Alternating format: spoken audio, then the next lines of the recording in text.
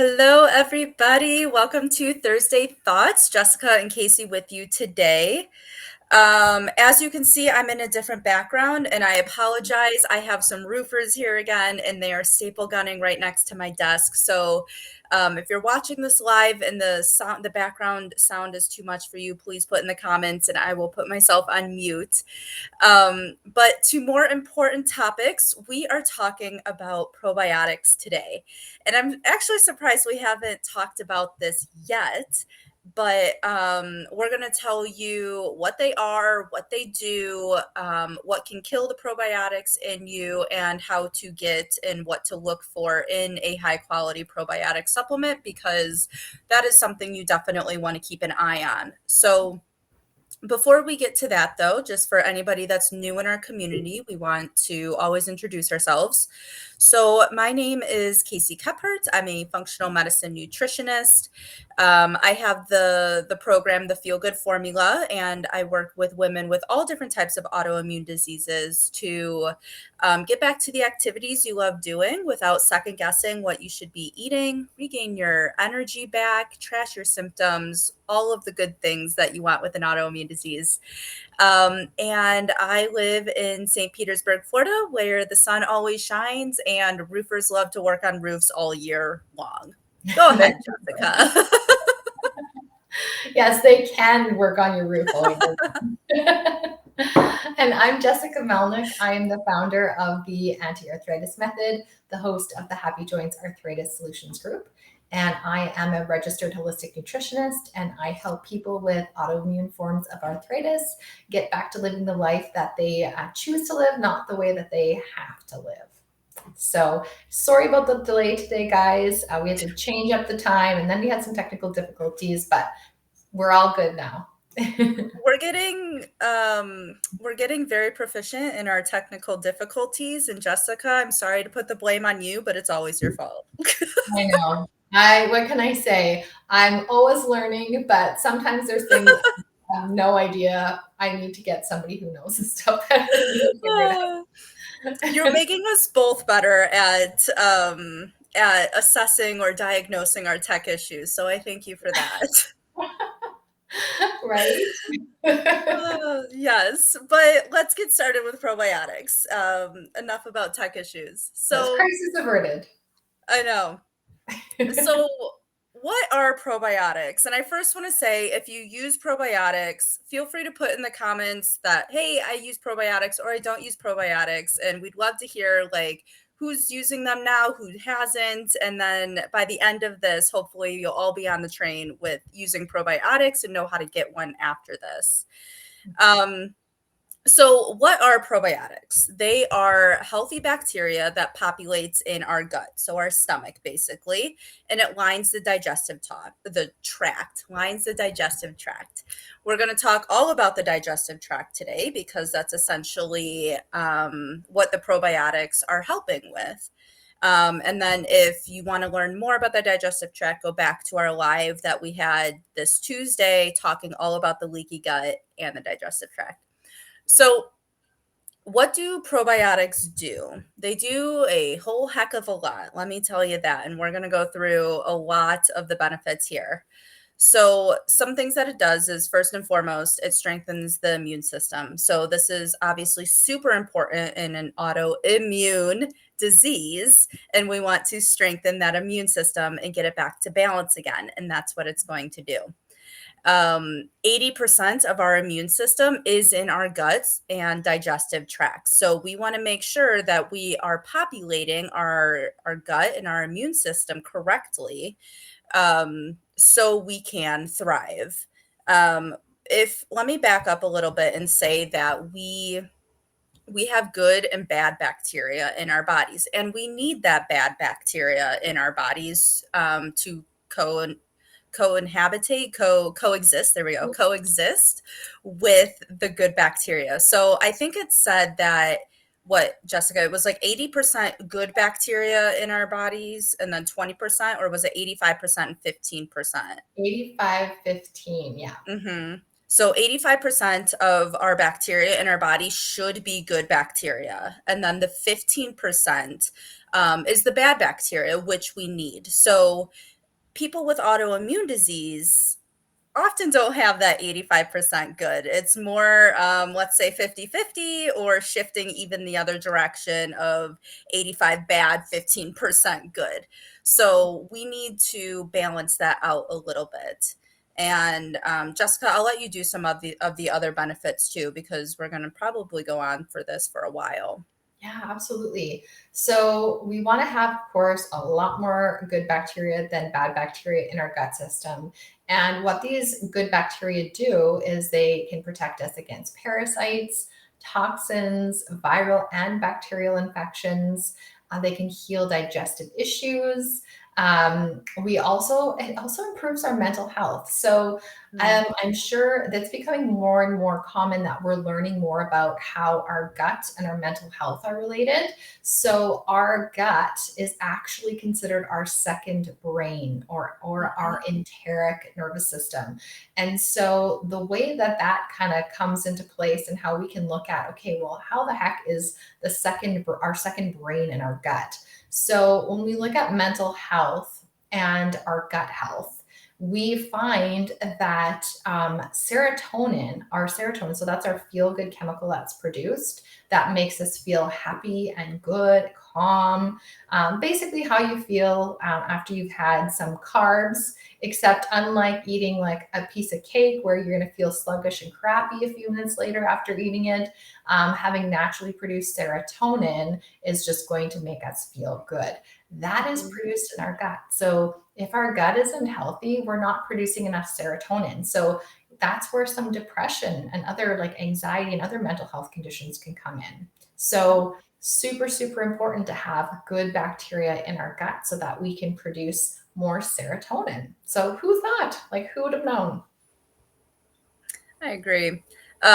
Yes, autoimmune diseases and mood disorders go hand in hand. So if you were never depressed or had anxiety before and you have an autoimmune disease, you can probably blame it on your autoimmune disease of why you are randomly depressed and have anxiety. And even people who don't have an autoimmune disease who are depressed and have anxiety probably have an altered gut microbiome, which just means you have an altered ratio of good to bad bacteria. And oftentimes, when you do populate the gut with this good bacteria with probiotics, they'll find that their depression gets a lot better, that their anxiety is more mild.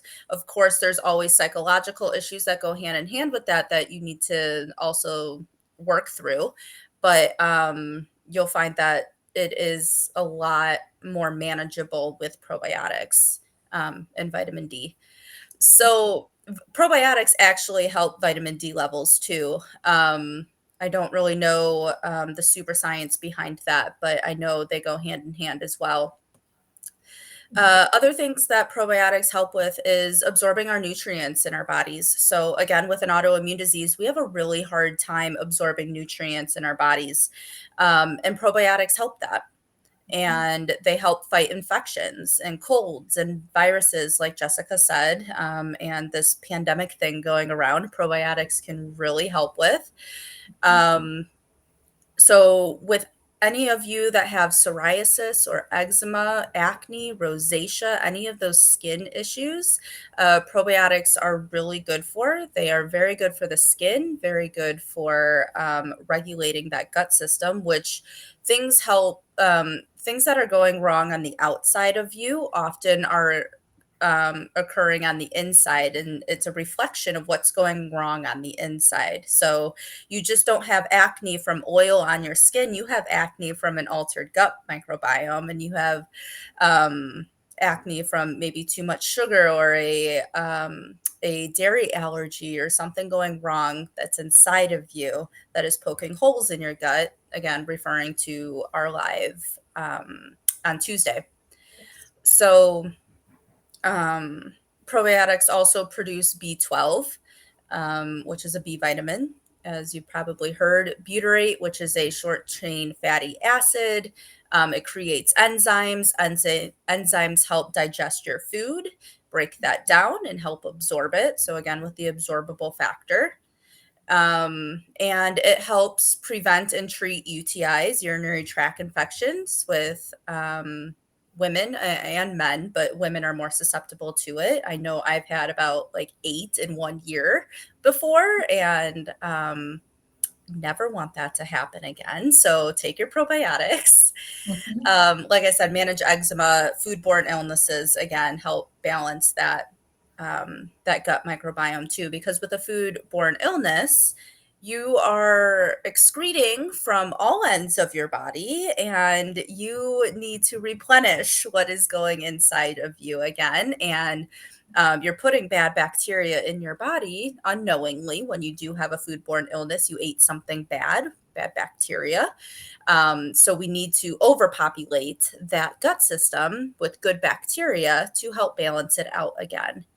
Yes. Um, what do you have to add to any of that, Jessica? Yeah, they also really help with IBS, otherwise known as irritable bowel syndrome, or what doctors usually just use as a blanket label for, having digestive distress, going between being constipated and having diarrhea and everything else in between, just feeling Yep. uncomfortable after eating. Um, that's because you have an imbalance of beneficial versus bad bacteria in your gut. So, Yeah. probiotics are so helpful in so many ways. Research is also on the way to proving that probiotics help with flus and colds. So, we had mentioned viral and bacterial infections, also kidney stones, colic, which makes absolute sense, Hmm. cavities and gum disease, liver disease, managing autism, weight loss, and even lowering cholesterol. So I'm waiting with bated breath for the proof to come out from these studies, because just another reason why these things are so important.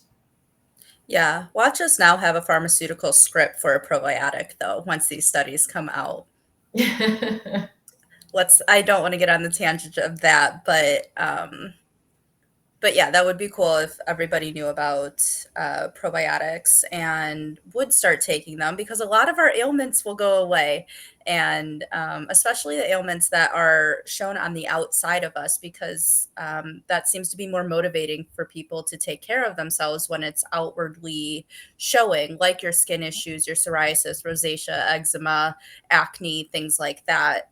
Um, so, things that can alter your good bacteria in your body, so probiotic killers per se, Mhm. are things that are in the environment, but also things that we are consuming every day, every week, that we really don't realize because it's such a normal thing in the US and Canada. So one of those things being sugar. We've talked about sugar before. We did a whole live on it if you want to go back and watch that. But sugar is one of those things that feeds the bad bacteria in our body, and they grow on that and they thrive on that. And sugar is also an inflammatory. So it kills that good bacteria and overpopulates that bad bacteria, making it imbalanced again.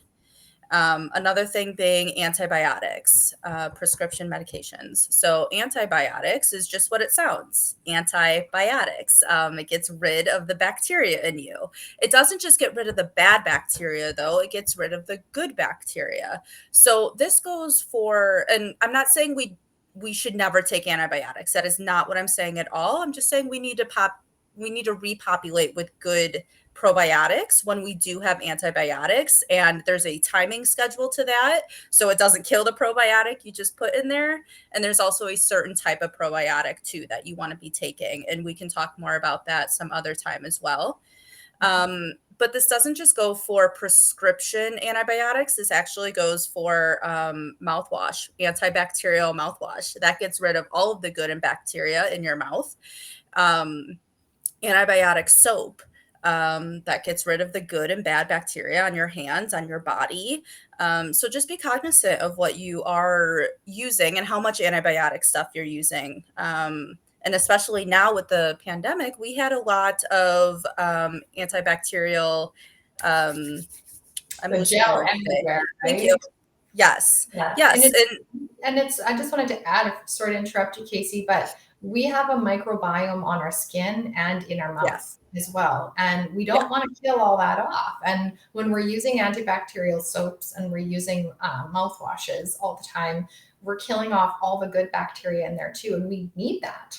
Mhm. And same thing when it comes to like even like female yeast infections. You can Mhm. treat a yeast infection with a very specific probiotic Mhm. because your body has we have a microbiome in there too. Yep. So we don't want to kill off all the good stuff, with the bad, and having some bad in there, like you said, they can coexist. It's when the bad takes over is that we Mhm. don't. Yeah, exactly. So back to that antibiotic or antibacterial gel that we're using when we go to airports, just from our car, from restaurants to going to the bathroom to whatever it is. Think about how many times you're putting that on your skin, right? Like, I know at least when the pandemic first came out, my mom was putting it on, I think, like every hour. Just imagine how much bacteria, good bacteria. Sorry, mom, if you're watching this also, but think about how much bacteria you're getting. You're killing the good bacteria. You need to repopulate. Yes, Um, soap is good. I understand sometimes you need the gel because you're away, mhm. you don't have soap and water.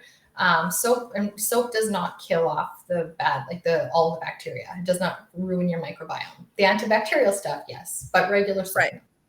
right. Yep, exactly. You want to keep going with the list, Jessica? Yeah, you bet. So other probiotic killers are genetically modified foods, grains. I think that probably ties into, grains are often converted into sugar in our body.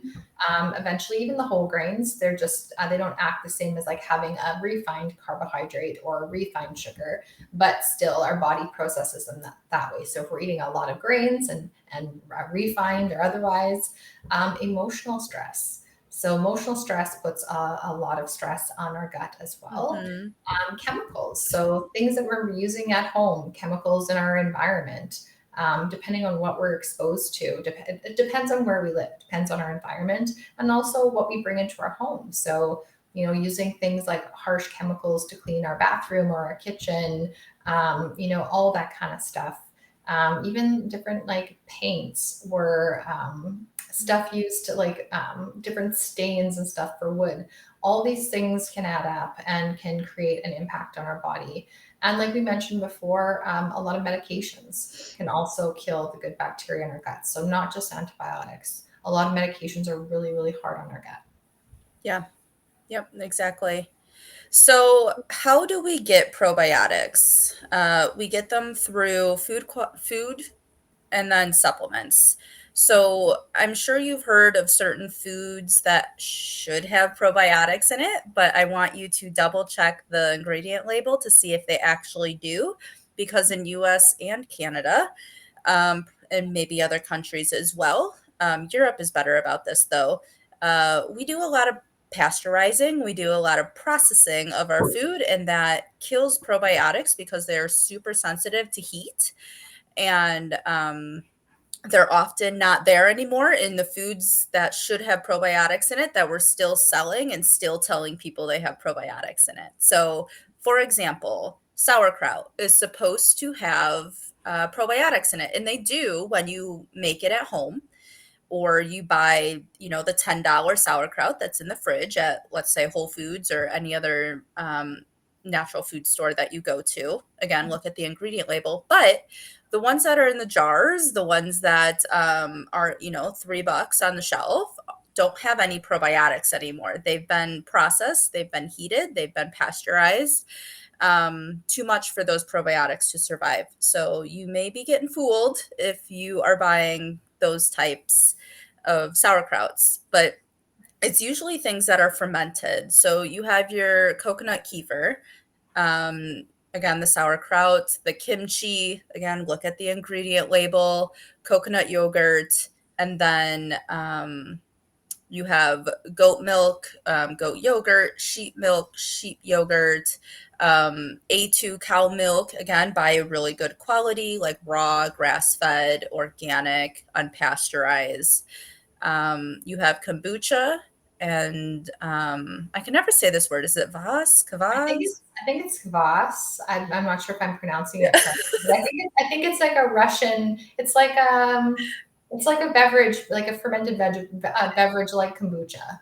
Yeah, I've definitely heard of it. I've just never spoke of it. And then we have miso. So a lot of these still have probiotics in them if you find a good quality. So just do your homework on that and check ingredient labels, not just for this type of food, but all foods. Please check your ingredient labels to know what's in them. And then supplements. Let's get into supplements, Jessica. Yeah. So, not all supplements are created equal, especially for probiotics. You want to, and it depends on where you are, right? And where you're buying them from. Canada has some stricter guidelines around supplements than the US does. So Go you have to be a figure. little more careful in US. Um, so yeah, looking for good quality brands. I know for myself, and you as well, Casey, we use a supplement company called Full Script where Yep. we know that they have good brands and we know that if we're getting a quality, we're going to get a quality product from them because it's for professional grade. It's a professional grade product. It's for health Mm-hmm. practitioners. You can only get them from a health practitioner. If you go to health food stores, you can often get really good quality products there from a naturopathic office or a functional medicine practitioner. You're going to get good quality products there as well. So it's important to go somewhere that the people are really knowledgeable about the supplements where you're going and that you can ask them questions and they can talk about it. I know my local health food store in the supplement section, they have holistic nutritionists like myself that actually work there. So I know that they can give me really good advice and they know the products very, very well. Mm-hmm. Another thing too is to look for a high CFU count. So you're going to want a probiotic that has a higher number of probiotics. So you're wanting to look at about 15 billion CFU to like 100 billion. So usually once it gets up to like 50 and more, it's kind of, I would say that that's more for like if you're really, it's like a more acute kind of therapeutic dose. You don't necessarily need to have something that high, but depending on what's going on in your gut, you may need to. And with the probiotic foods, like a good quality sauerkraut or kombucha, you're going to get a lot of probiotics there too. I feel like you can get more probiotics from those foods than you can from a supplement. But supplements will also have varying strains of probiotics because it's not just probiotics are not just one thing. There's hundreds and hundreds of different strains, and some of them have different purposes as well. So I'll let you take it over from there, Casey. Yeah, I wanted to mention something too about the high CFU count is we need to work ourselves up to that really high CFU count too, though. We can't just go into 100 billion probiotic. We need to maybe start at a 5 billion, maybe start at a 1 billion. Like it just depends where you are. Some people can start at 50 billion and be just fine. Some people need to start really slow and then work themselves up to that 100 billion. And like Jessica said, it just depends how severe um, your autoimmune diseases, what's going on in your body, to how much CFUs you should have. Like I'm on 100 billion CFU probiotic, and I find that works for me. But that's not to say that you don't need a 15 bill one. And probiotics are a guess and check. So there's going to be certain strains your body's not going to like. There's going to be certain counts that your body's not going to like right away. So it's definitely a guess and check. Strain diversity is definitely very important because different strains target different things in your body, things like that. So another thing to look for or to take in account when you are looking for a probiotic is survivability, which just means can it survive through the digestive tract and go into the small intestine to populate there. Some low quality supplements start digesting right on your tongue, because, or start absorbing right on your tongue, because that's where we have the start of our enzymes to break down food. So we need a capsulation that can make it all the way through our pH system down into our small intestine and then break apart and start populating in there. Mhm. Um, and then um, the other thing is research. So, has this probiotic been third party tested? Has it been researched? Does it have clinical studies? Is it just some guy on the street saying that he found the next new great probiotic that cures cancer? We want a lot of clinical studies. We want research backed up. We want um, proof, basically. And you can go to any of these companies, these probiotic companies, and ask for their proof, ask for their clinical studies. And if they don't give them to you because they are public knowledge, that should be a red flag for you. And you should maybe look elsewhere. And we have another whole live on just supplements and quality and all of that if you wanted to go back and review that live as well, because we get definitely more in depth to what to look for as for third party testing, what that means, CGMP, everything like that. So we can also guide you towards our supplement dispensary as well if you wanted a whole dispensary full of high quality supplements that we trust. That might help you more than just going to the shelf at your grocery store or corner market. I don't know what you call them there, just there, Drugstore. Jessica. Okay. Yeah, drugstore. I wouldn't get my supplements from a drugstore unless I could. No. Yeah, Yeah. it's not the same quality. I just noticed we do have a comment from Jan. Hmm. She said, I was recently on doxycycline. What do I need to do to help my body recover from that? So that sounds like an antibiotic, doxycycline. Hmm. Um, I really don't know like specific to like an antibiotic and what you would use like specifically for probiotic to repopulate. I would say probably Jan. I know Jan is one of my clients. The one that I recommend in the program would be sufficient. It's got a lot of different strains in there.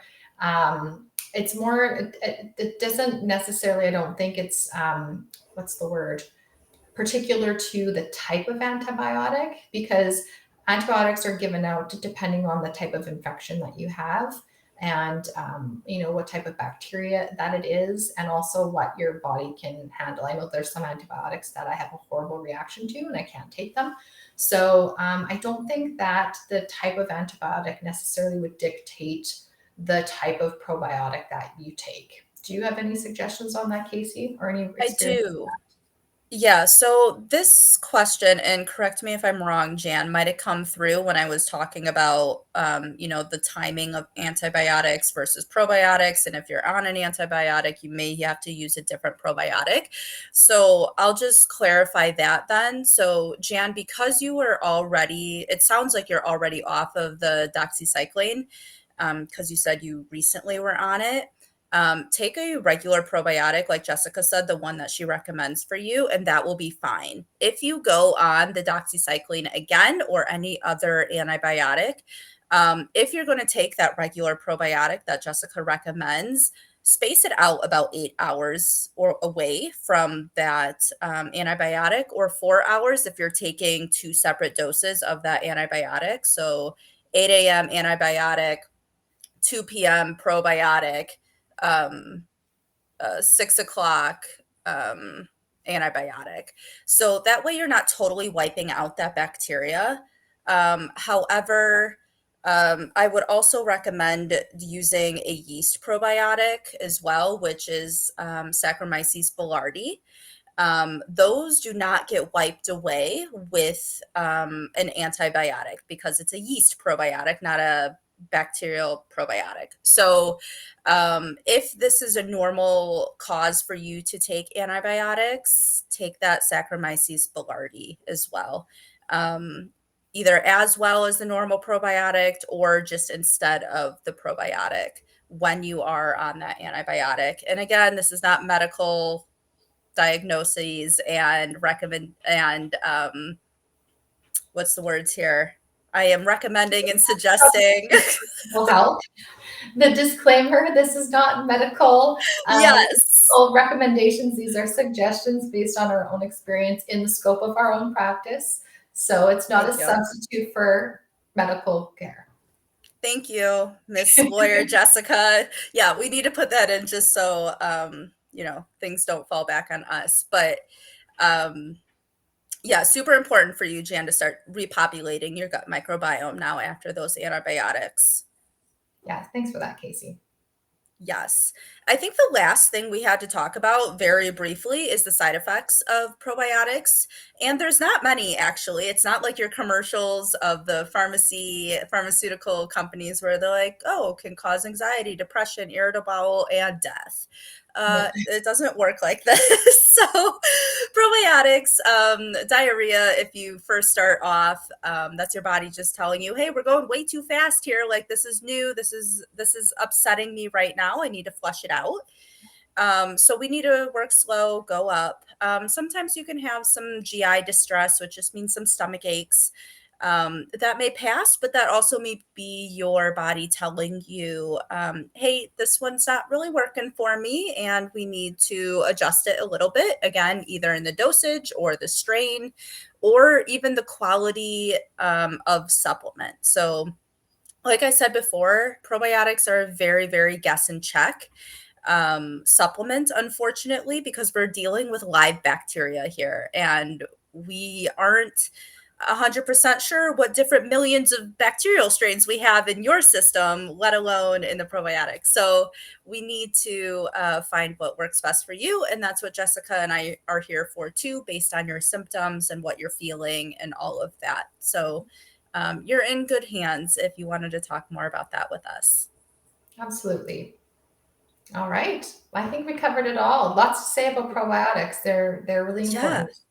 Yeah, Yeah. definitely. And go back to our other lives if you want to talk more, if you want to hear more about leaky gut and supplements. They're already there for you, either in our YouTubes or our Facebook community pages. Yeah. And if you're wanting to learn more about our programs and get into this more on a deeper level, please reach out to us.